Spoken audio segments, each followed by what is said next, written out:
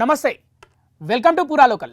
భిన్నత్వంలో ఏకత్వంగా గుర్తింపు పొందిన భారతదేశ ప్రజాస్వామ్యాన్ని ఏదైనా నడిపిస్తుందంటే అది భారత రాజ్యాంగం మాత్రం ఒక్కటే.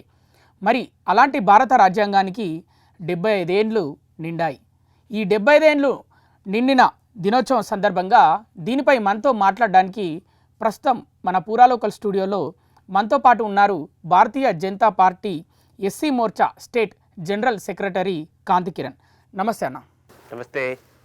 భారతదేశ ప్రజాస్వామ్యం ఇప్పుడు రాజ్యాంగం ద్వారా కరెక్ట్గానే నడుస్తుందని అనుకుంటున్నారా? ఈ దేశం స్వాతంత్రము 1947లో అయిన తర్వాత బ్రిటిషర్సు ఈ దేశాన్ని స్వాతంత్రం చేసి ఈ దేశములో అప్పటి కాంగ్రెస్ నాయకులు పండిత్ జవహర్లాల్ నెహ్రూ నుంచి మొదలుకొని కాంగ్రెస్ వాళ్ళు చాలామంది నాయకులు ఎట్లా ఇప్పుడు బ్రిటిషర్స్ అందరిగా ఈ దేశాన్ని వదిలేసి వెళ్ళిపోయినారు. ఇప్పుడు ఈ దేశాన్ని మన స్వతంత్రంతో పాలించుకోవాలి, దీనికి ఒక రాజ్యాంగం ఉండాలి అని కాంగ్రెస్ నాయకులు అందరూ కలిసి పరస్పర చర్చ చేసుకుంటూ అయితే అప్పటికే పండిత్ జవహర్లాల్ నెహ్రూ మనసులో నేను రాసిన రాజ్యాంగం ఉండాలి అని ఒక మనసులో ఎక్కడ ఒక చోటు ఉండే.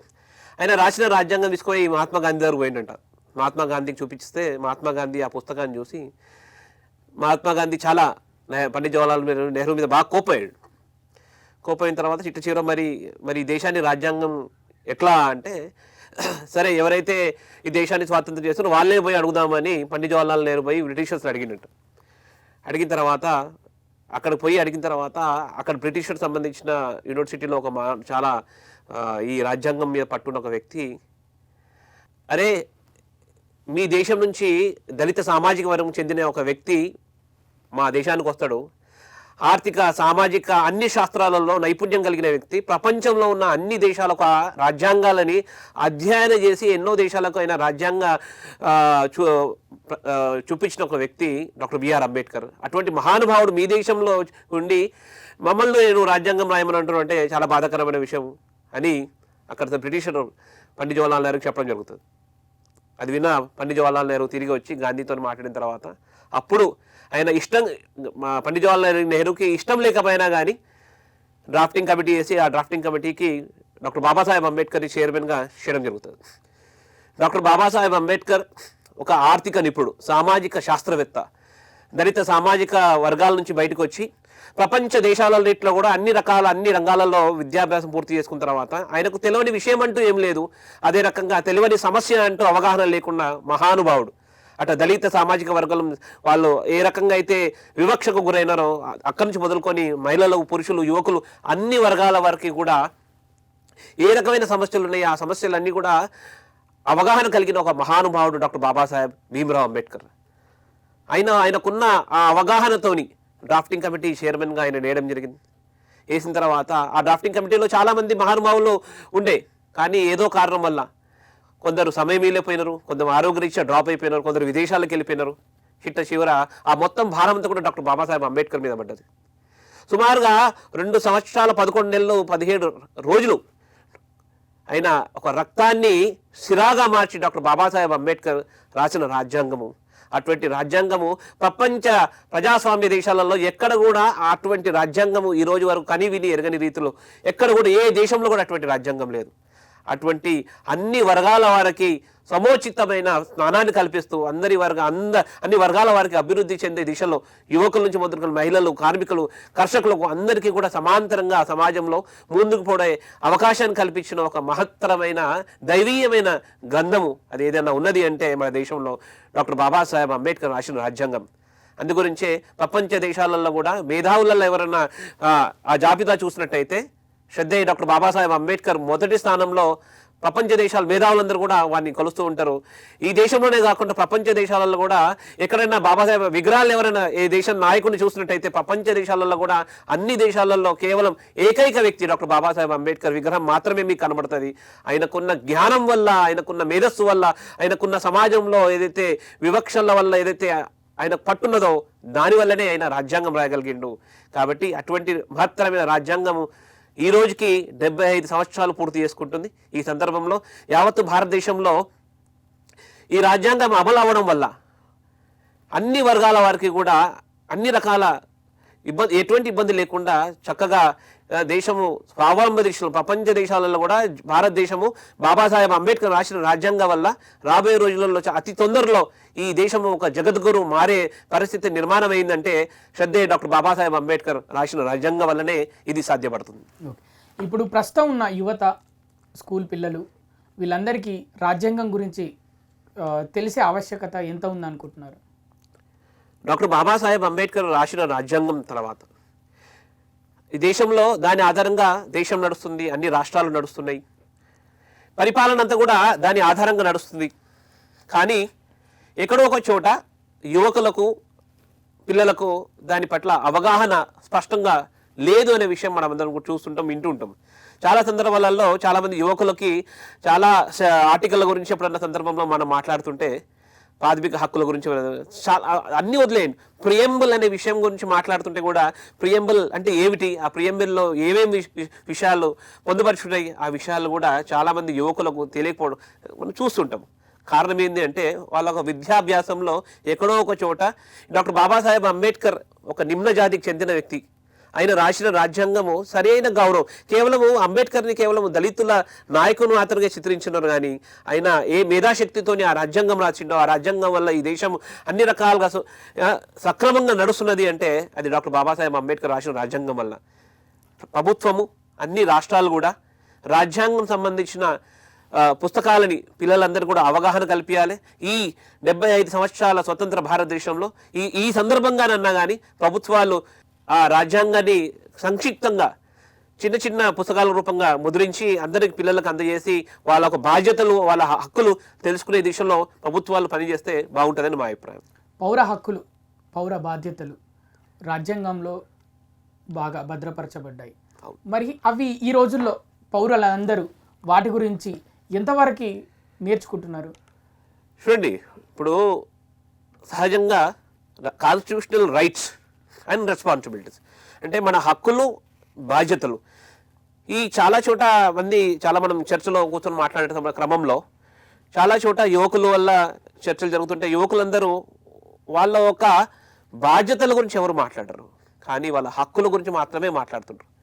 కారణం ఏమిటి అంటే ఇది మన దేశ రాజ్యాంగం పట్ల ఏదైతే సరి అయిన అవగాహన కల్పించకపోవడం వల్ల వాళ్ళ కరికులంలో వాళ్ళ ఒక ఇప్పుడు రాజ్యాంగంలో పొందపరిచిన వివిధ అంశాలని సంక్షిప్తంగా చిన్న చిన్న వాళ్ళ పౌర హక్కులు ఏమిటి అవన్నీ విషయాలను కూడా పొందుపరిచి పిల్లలకు తెలిసిపెట్టినట్టయితే యువతకి ప్రత్యేకించి సహజంగా మనము చూస్తుంటాం కాన్స్టిట్యూషన్ అనేసరికి అది కేవలము లా గ్రాడ్యుయేట్స్కి మాత్రమే ఒక సబ్జెక్టు, మిగతా వాళ్ళు ఎవరు కూడా దాని గురించి అవగాహన ఉండదు. అది వాస్తవం. ఎందుకు అంటే లా అనే సబ్జెక్టు ప్రాక్టీస్ చేసేది లా స్టూడెంట్స్, దానివల్ల ఏదైతే కోర్టులలో వాదించడం, ప్రతివాదించడం దానికి ఉపయోగపడుతుందనే కారణం వల్ల దాని మీద వాళ్ళు ఒక సబ్జెక్ట్ లాగా చదువుతుంటారు. కానీ ప్రాథమికంగా ఈ దేశకు సంబంధించిన పౌరునికి, ప్రతి ఒక్క పౌరుని కూడా తన రాజ్యాంగం పట్ల అవగాహన కల్పించాలి. దాని బాధ్యత ప్రభుత్వాన్ని.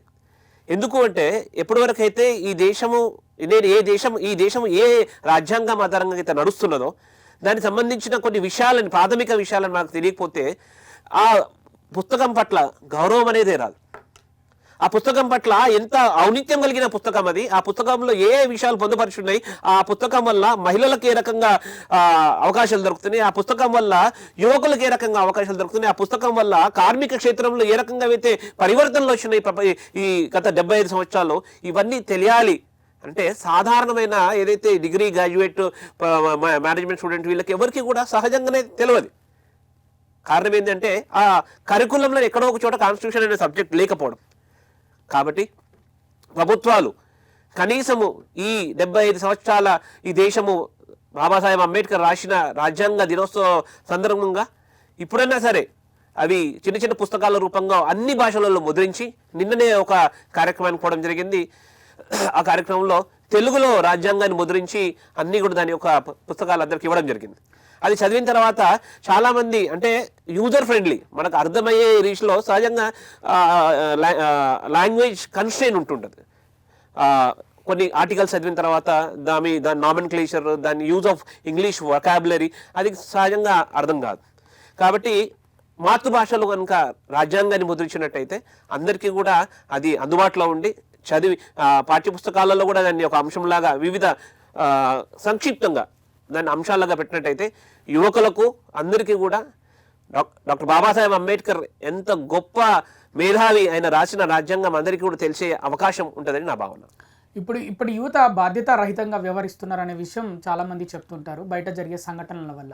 రాజ్యాంగం ఎంతవరకు వాళ్ళకి ఉపయోగపడుతుంది బాధ్యతాయుతంగా మెదులుకోవడానికి? ఈ దేశ రాజ్యాంగము ఒక పౌరునికి ఇచ్చిన హక్కులు, స్వాతంత్రంగా జీవించవచ్చు. ఈ దేశంలో మత స్వేచ్ఛ ఉన్నది.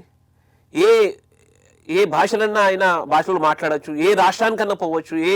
ఈ దేశంలో అప్పట్లో ఈ కాశ్మీర్ మినహా ఆర్టికల్ 370 రద్దయిన తర్వాత అక్కడికి పోయి కూడా జీవించే అవకాశాలు తప్ప దేశంలో ఎక్కడైనా సరే ఆయన పోయి తన ఒక కుటుంబాన్ని సాగించుకోవచ్చు, ఏ క్షేత్రంలో అయినా పని చేసుకోవచ్చు, ఆ రకంగా ఏ చదువైనా చదువుకోవచ్చు. ప్రభుత్వం ఆయన అన్ని రకాల సౌకర్యాలు కల్పించే ఒక గొప్ప అవకాశమే రాజ్యాంగం. మరి దాన్ని సరిగా వాడుకుంటలేరా యువత ఇప్పుడు దీన్ని? అంటే తప్పుదా, అంటే ఏదో వేరే దేశం యొక్క కల్చరే మన దేశ కల్చరు అనే విధంగా భావిస్తున్నారు. కానీ మన దేశం యొక్క గొప్పతనం ఏంటి, మన దేశం యొక్క రాజ్యాంగంలో లిఖించబడ్డ ఆ వ్యవస్థ ఏంటి అని అది మర్చిపోతున్నారా? దీని వెనుక ఒకసారి పాశ్చాత్య దేశాల ఒక సంస్కృతి ప్రభావం, పాశ్చాత్య ఒక జీవన విధానాల ఈ దేశం మీద దాడులు, ఇది కూడా ఒక రకమైన ప్రభావం చూస్తూ వస్తుంది. మనం ఒకసారి డాక్టర్ బాబాసాహెబ్ అంబేద్కర్ ఏదైతే రాజ్యాంగాన్ని ఆ రోజు ముషాయిదా కింద పార్లమెంటు ప్రవేశపెట్టినప్పుడు దాని యొక్క పీఠిక తర్వాత రామరాజ్యం సంబంధించిన శ్రీరామచంద్రుడు అయోధ్య వైపు పోతున్న ఒక మనము ఫోటో చూస్తాం. అదే రకంగా దాంట్లో భారతీయ సంస్కృతికి సంబంధించి ఎన్నో చిత్రపటాలు ముఖ్యమైన మెయిన్ డాక్యుమెంట్లో ఎన్నో పొందుపరిచినారు. దాంట్లో అంటే ఇవన్నీ డాక్టర్ బాబాసాహెబ్ అంబేద్కర్ ఈ భారతీయ సంస్కృతిలో భాగంలో అన్ని ఏవైతే ఉన్నాయో వాటినన్నిటిని కూడా ఆధారంగానే ఈ రాజ్యాంగాన్ని రాయడం జరిగింది. పౌర ఒక హక్కుల నుంచి మొదలుకొని మహిళల ఒక హక్కుల వరకు, శ్రామికుల ఒక హక్కుల వరకు, దేశ పరిపాలన ఒక పద్ధతి వరకు ఏ రకంగా కేంద్ర ప్రభుత్వం మెసులుకోవాలి, ఏ రకంగా రాష్ట్ర ప్రభుత్వాలు మెసులుకోవాలి, రెండు కేంద్రము అదే రకంగా రాష్ట్రాల మధ్య ఏ రకంగా సఖ్యత ఉండాలి, ఈ అన్ని విషయాల మీద కూడా డాక్టర్ బాబాసాహెబ్ అంబేద్కర్ రాసిన రాజ్యాంగం స్పష్టంగా పొందుపరుచున్నది. కానీ ఎక్కడో ఒక చోట ఈ సమాజంలో ఈ పాశ్చాత్య సంస్కృతి ప్రభావం వల్ల ఈ వివిధ సాంప్రదాయాల వివిధ జీవన విధానాల ఒక దాడుల వల్ల యువకులకి కొంచెం అగమ్యమైన పరిస్థితి కనబడుతుంది. యువకులందరూ కూడా దాన్ని తెలుసుకోవాలి, దాన్ని గ్రహించి వాస్తవికమైన రాజ్యాంగం ఏమిటి, ఆ రాజ్యాంగంలో ఏమేమి విషయాలు మనకు తెలుసుకోవాలి అని గ్రహించి విద్యాభ్యాసం నుంచి సమయంలోనే ఆ విషయాలన్నీ తెలుసుకుంటే ఒక ఆదర్శమైన యువకునిగా సమాజంలో తీర్చిచ్చే ఈ యొక్క రాజ్యాంగం వల్లనే సాధ్యపడుతుంది. రాజ్యాంగ దినోత్సవం నవంబర్ 26, కానీ అదే రోజు భారతదేశం ప్రపంచం కూడా ఉలిక్కి పడిన రోజు నవంబర్ 26, 2008. ఆ రోజు ఉగ్రదాడి జరిగింది ముంబై పైన. దాదాపు పలు చోట్ల దాడులు చేశారు, చాలామందిని చంపేశారు. మరి వాళ్ళు అదే రోజు ఎందుకు టార్గెట్ చేసుకున్నారు అని మీకు అదే రోజు ఎందుకు టార్గెట్ చేసుకున్నారని మీకు అనిపిస్తుంది? కారణం ఏంటి? అంటే దాని వెనకాల అంటే భారతదేశాన్ని రాజ్యాంగపరంగా కూడా దెబ్బతిద్దాం అనుకున్నారా? చూడండి, ఈ దేశంలో ఎప్పుడెప్పుడైతే దాడులు జరిగినాయో దాని వెనుక ఏదో రకమైన బలమైన దేశ విచ్ఛిన్న శక్తులు, ఈ దేశం ఒక సంస్కృతి, ఈ దేశాన్ని కలిపి నడిపించే ఏదైతే సూత్రం ఉన్నదో దాని మీదనే దాడి చేసుకుంటూ వచ్చింది. డాక్టర్ బాబాసాహెబ్ అంబేద్కర్ రాసిన రాజ్యాంగము ఎంత గొప్పది అంటే దానివల్ల ప్రపంచ దేశాలు, ఎన్నెన్నో దేశాలు, అటు కమ్యూనిస్టు దేశాల నుంచి మొదలుకొని మిగతా ఈ మధ్య కాలంలో రష్యాలో ఉన్న దేశాలన్నీ చూస్తుంటే అన్ని దేశాలు కూడా భారతదేశం స్వాతంత్రమైన తర్వాత కొన్ని అటు ఇటులో స్వాతంత్రమైనవి, కొన్ని సొంత రాజ్యాంగాలు రాసుకున్నాయి, కొందరేమో కమ్యూనిస్టు భావజాలంతో వాళ్ళు ఒక నియంత్ర మార్గంలో నడుస్తున్నారు. కానీ డాక్టర్ బాబాసాహెబ్ అంబేద్కర్ రాసిన రాజ్యాంగము ఎంత గొప్పది అంటే ఇప్పటికీ కూడా ఇన్ని సంవత్సరాల తర్వాత కూడా ఆ రాజ్యాంగ స్ఫూర్తి వల్లనే ఈ దేశము విచ్ఛిన్నమైన శక్తుల వల్ల ఏ దాడులు జరిగినా కానీ ఈ దేశము కాపాడుకుంటూ వస్తున్నది. ఈ దేశంలో న్యాయ వ్యవస్థని దాంట్లో స్పష్టంగా బాబాసాహెబ్ అంబేద్కర్ ఎంత పకడ్బందీగా రాసిండంటే, ఎటువంటి విచ్ఛిన్న శక్తులు ఈ దేశం మీద దాడి చేసే ప్రయత్నం చేసినా కానీ రాజ్యాంగ స్ఫూర్తి ఈ దేశాన్ని ఎప్పుడు విచ్ఛిన్నం కానీయలే.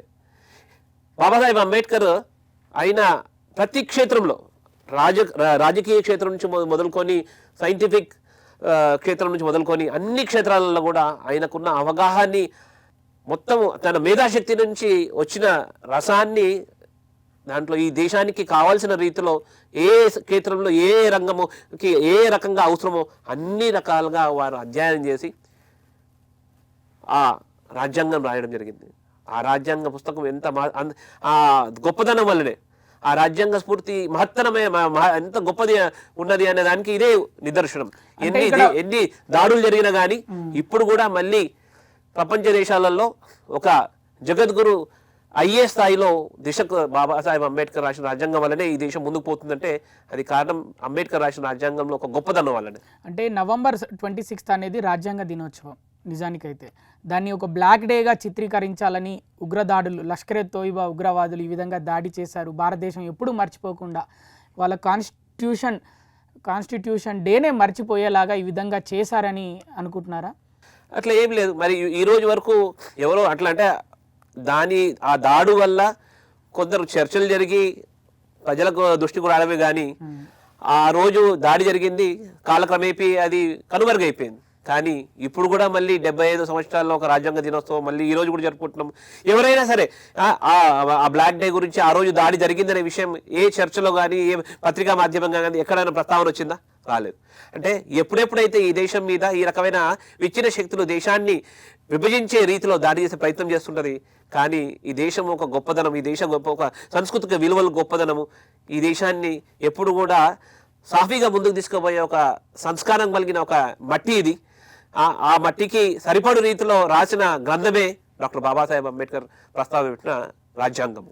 బాబాసాహెబ్ అంబేద్కర్ రచించిన రాజ్యాంగంలోని కొన్ని సూత్రాలను ఆధారంగా తీసుకొని కొంతమంది రాజకీయ నాయకులు మత విద్వేషాలు రెచ్చగొడుతున్నారని మీరు అనుకుంటున్నారా? ఫండమెంటల్ రైట్స్లో ఒక బ్యూటీ ఈ దేశ రాజ్యాంగాన్ని ఒక గొప్పదనం ఏముంది అంటే అందరికీ స్వేచ్ఛలు ఉన్నాయి. మతపరమైన స్వేచ్ఛ ఉంది వేరే. కానీ ఎక్కడో ఒక చోట ఇప్పుడు ఒక ఉదాహరణ చెప్తాను. 1978-75 ఇందిరాగాంధీ గారు ప్రధానమంత్రిగా ఉండే. ఈ దేశంలో అప్పటి వరకు కూడా ఎప్పుడు ఎమర్జెన్సీ అనే ఒక పదం ఎప్పుడు ఎవరు వినలే. ఆమె రాజకీయ ఉనికి కోల్పోతున్నా అని గ్రహించిన అలహాబాద్ కోర్టులో వచ్చిన తీర్పు తర్వాత రాజకీయ పట్టు కోల్పోయింది ఈ దేశంలో అని స్పష్టంగా తెలిసిన తర్వాత ఎట్లయినా సరే ఆ రాజ్యాంగంలో ఉన్న ఏదో ఒక చిన్న అంశాన్ని తీసుకొని బ్లాక్ డే మొత్తం దేశంలో కూడా ఎమర్జెన్సీ విధించింది. ఎమర్జెన్సీ విధించడం వల్ల అన్ని పత్రికా స్వేచ్ఛని హరించడం జరిగింది. అన్ని రాజకీయ వివిధ భావజాలకు సంబంధించిన రాజకీయ నాయకులని అందరినీ కూడా జైలు పాలు చేయడం జరిగింది. అంటే రాజ్యాంగంలో మంచి కోసమే బాబాసాహెబ్ అంబేద్కర్ విషయాలను ప్రస్తావించబడ్డది. కానీ ఏ రోజు కూడా ఆ రాజ్యాంగంని పొందుపరిచిన విషయాలని ఒక రాజకీయ నాయకుడు తన ఒక వ్యక్తిగత స్వార్థం కల వాడుకుంటే ఇందిరాగాంధీ లాంటి వ్యక్తులే వాడుకున్నారు. ఇంకొక అంశం, ఈ దేశం స్వాతంత్రం అయిన తర్వాత కాశ్మీర్ని ఏదైతే ఆర్టికల్ 33, ఆర్టికల్ 370 అమలు విషయంకి వచ్చినప్పుడు కూడా డాక్టర్ బాబాసాహెబ్ అంబేద్కర్ ఆర్టికల్ 370 రాయండి అని డాక్టర్ బాబాసాహెబ్ అంబేద్కర్కి రాజ్యాంగంలో పండిత్ జవహర్లాల్ నెహ్రూ అని చెప్పినప్పటికీ కూడా ఆయన ఎప్పుడు కూడా దానికి ఆమోదించలే. కానీ దుర్మార్గంగా మొహమ్మద్ అలీ జిన్నాతో ఆయన స్నేహము కాశ్మీర్ని ఈ ఎట్లయినా సరే ఈ దేశం నుంచి దూరంగా అభిన్నమైన భాగమైనప్పటికీ కూడా దీన్ని సాంస్కృతికంగా దూరం చేయాలి అని కుట్రతోని ఆర్టికల్ 370, 35 అమలు చేయడం జరిగింది. అంటే ఈ రాజ్యాంగము గొప్ప రాజ్యాంగము, కానీ ఈ రాజ్యాంగాన్ని ఏ రకంగా వాడుకుంటామనే విషయము మన మీద నిర్ధారమై ఉంటుంది. ఇంకొక ఉదాహరణ చెప్తాను. ఇదే డాక్టర్ బాబాసాహెబ్ అంబేద్కర్ ముషాయిదా తీర్మానం ప్రస్తావించినప్పుడు రోజు ఆయన అనడం జరిగింది, నేను రాయడానికైతే ఒక గొప్ప రాజ్యాంగాన్ని రాసిన, కానీ ఈ రాజ్యాంగాన్ని మనం ఏ రకంగా వాడుకుంటామా అది మన మీద డిపెండ్ అయి ఉంటుంది. దీన్ని సరైన రీతిలో వాడుకుంటే ఈ దేశ నిర్మాణానికి ఉపయోగపడుతుంది రాజ్యాంగము, కానీ సరైన రీతిలో వాడకపోతే ఇదే రాజ్యాంగము దేశానికి పతనం చేసే అవకాశం ఉంటుంది అని బాబాసాహెబ్ అంబేద్కర్ అనడం జరిగింది. వారు చెప్పుకుంటూ ఇంకో ఉదాహరణ చెప్పారు. నేను ఒక భవ్యమైన మందిరం ఏ రకంగా నిర్మాణం చేస్తామో ఆ మందిరం నిర్మాణం అయిన తర్వాత ఆ లోపల మందిరం లోపల అది భక్తులు ఒక లోపల దేవుని నిర్మించుకుంటే అది ఒక మందిరం అయిపోతుంది. దేవుని కాకుండా దయ్యాన్ని పెట్టుకుంటే ఏ రకంగా అవుతుంది? అది మందిరం అయిపోతుందా? నా బాధ్యతగా నేను రాజ్యాంగం రాయగలిగిన, కానీ ప్రజలు దాన్ని, రాజకీయ నాయకులు, వ్యవస్థలు, ప్రభుత్వము దీన్ని సరైన రీతిలో వాడుకుంటే ఇది దేశ నిర్మాణానికి దోహదపడుతుంది అని ఆ రోజే డాక్టర్ బాబాసాహెబ్ అంబేద్కర్ చెప్పడం జరిగింది. కానీ దౌర్భాగ్యమైన విషయం, చాలామంది రాజకీయ నాయకులు మతం ఆధారంగా చాలా సందర్భాలలో రాజకీయంలో రాజ్యాంగంలో ఉన్న కొన్ని లొసుకులను తీసుకొని దాన్ని ఒక స్వార్థపూరితమైన దిశలో వాడుతూ ఉంటారు, మనం చూస్తున్నాము. కానీ ఎప్పుడుగో ఒక చోటి వాళ్ళకన్నా ఆ తెలివి వచ్చి ఆ రకంగా వాడకుండా ఉంటారని మా అభిప్రాయం.